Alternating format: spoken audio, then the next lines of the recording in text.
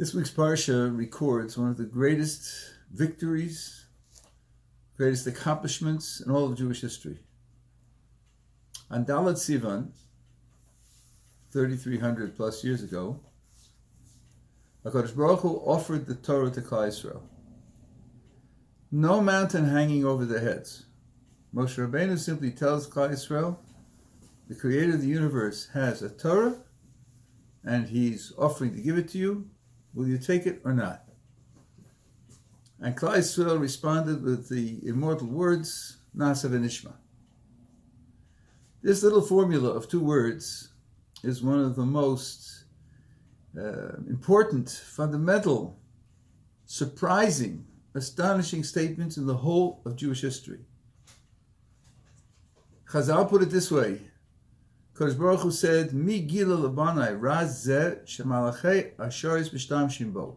Who revealed to my children this secret that the angels use in relating to me? Because the pasuk describing the angels says, Giborei koach osei dvaro l'shmoa b'kol dvaro, putting osei before the shmoa. Now Kodesh Baruch Hu says, I created a malach as one who does my will. That's his mahus, his essence. Mimela, he listens. I created him that way. But that my children should come to this understanding, to put Na'aseh before Nishma, that's astonishing. And it's something which HaKadosh Baruch Hu takes great pleasure in, rejoices in, that his children came to this idea on their own. So there must be a great deal hidden in those two words, a great deal of Jewish understanding, Jewish principles, Jewish priorities. I want to share three ideas, three out of an unlimited number, and even those three fairly superficially, but I think they'll give us a kind of orientation, both for our own avoda and also for helping other people graduate into serving HaKadosh Baruch Hu in an appropriate way. And on the way, we'll try to reply to concerns and worries that some newcomers feel testing the waters of Yiddishkeit. Of course, Na'aseh v'nishma means I'm prepared to do before I understand why I'm doing it. I'm not asking for an explanation, a proof, a rationale, a description of the to'eles. I'm prepared to do before I have any of that. The beginner will ask, is that reasonable? Is that responsible? You make a decision to commit yourself to a course of action with no understanding of your own, what it's supposed to accomplish and how it's supposed to accomplish it. Maybe that's just unreasonable, rash, like the non-Jew accused Rava when he saw him sitting on his hands and the blood coming out when he was learning, and says, I'm a Pziza. You're an impetuous nation. You don't stop and think. You don't evaluate. You don't take responsibility. You just act on impulse. I think we can reason with the beginner's worry in the following way. So is there no time in your life when you follow a course of action without any detailed understanding of what it's going to produce? Let's suppose, God forbid, you're diagnosed with a serious illness, and the doctors say you need such and such a course of therapy. For you to verify that this is the right therapy, the best therapy, and to understand what it will do, will take 6 months of your life solely dedicated to studying the sources. They tell you, if you don't take the therapy now, in 3 months you'll be dead. Will you refuse to take therapy on the grounds that you don't understand why it should be done that way? You're running a successful business. You hire an accountant. He figures your taxes for you. Are you going to stop and check all of his work and figure out why he did was right or wasn't right? You're earning, let's say, $5,000 a day producing films. You're going to take out your time to overview what your accountant is doing for $200 a day? Why would you do that? You just do what he tells you to do. It's not worth your while to stop and figure out why what he's doing is right. It isn't true that you always figure out for yourself why the course of action is right and figure out what exactly it's going to do. Of course, you need to be assured that the one you get it from, the authority you get it from, is reasonable, expert, tried, with experience.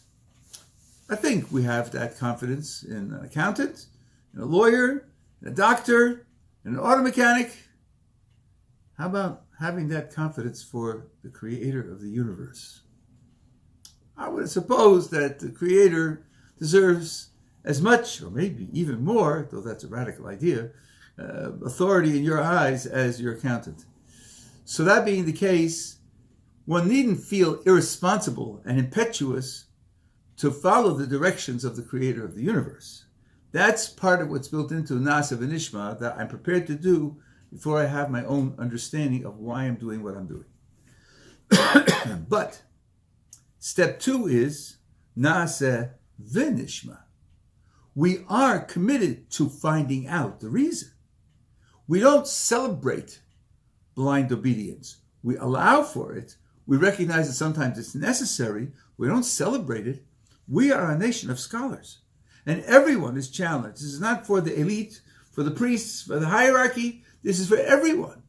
As Rabbi Schiller is fond of saying, he just said it now in Yerushalayim, we believe in democracy of opportunity and aristocracy of opinion. The door is open for anyone to learn, anyone to master the sources, anyone to become an arbiter, but the decisions are made by those who are the experts. So we encourage learning. We challenge a person to learn. Yes, make your service of HaKadosh Baruch Hu as informed as possible. Nasa v'Nishma. The third element in the formula is that sometimes understanding is achieved only by doing.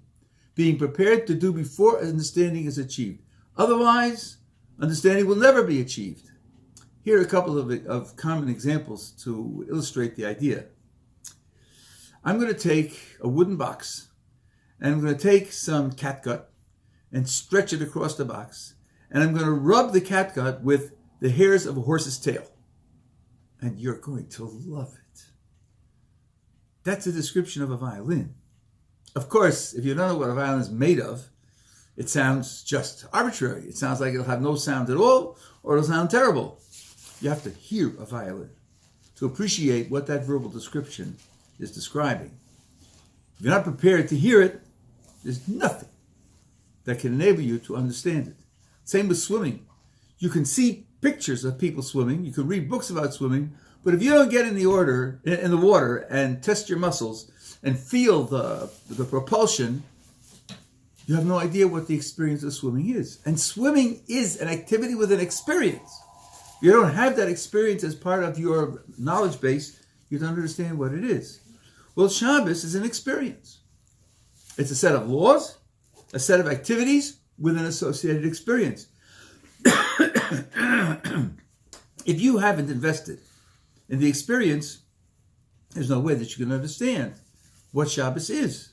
I met someone who had no Jewish background and was experimenting, came across Diane Grunfeld's Sefer the Shabbos, and read the 39 Malachos and was horrified. Sounds like it's neurotic. The next move, you're going to make a mistake, you're going to violate the laws.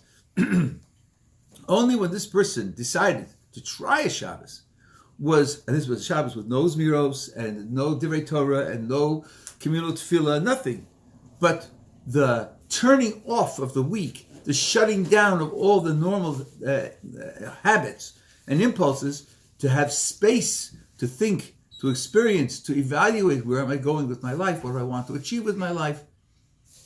This person found it a very valuable experience, and then went back to read the halachos over again and discover that instead of expressing obsessive compulsive neurosis, it expressed the strategy to achieve such a beautiful experience. If you haven't had the experience, you don't know what the halachos are designed to achieve. So Nasa v'Nishma, the third understanding of it is that you have to be prepared to do in order to be able to come to understand. These are three elements that we want to communicate to beginners.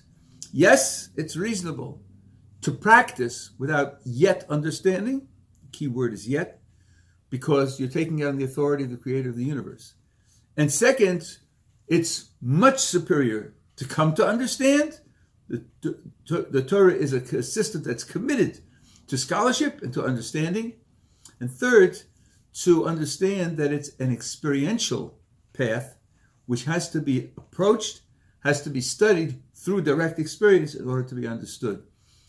These are elements which you as mentors can expose your students to, challenge them to debate about them, and then you can remind them that if they come on the mentor's mission, you're preaching to the converted. These are ones who have already come, they're already committed to understanding these things, and then suggest to them that they share them with their friends as well. That's Hatzlacha Rabbah.